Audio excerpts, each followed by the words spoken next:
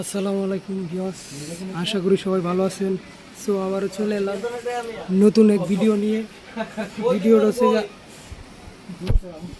Bajaj discover 135 সকাপ টাল হইলে কী করবেন, সকাপ টাল হইলে কী করবেন এই বিষয় নিয়ে মূলত সুন্দরভাবে আপনার দিকে দেখাবো। তো দেখেন, আমি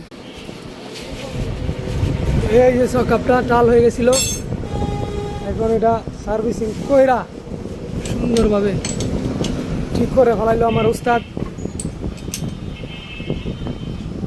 তো আশা করি পুরো ভিডিওটা আপনারা দেখবেন। ডিসকভার 135-এর চকআপ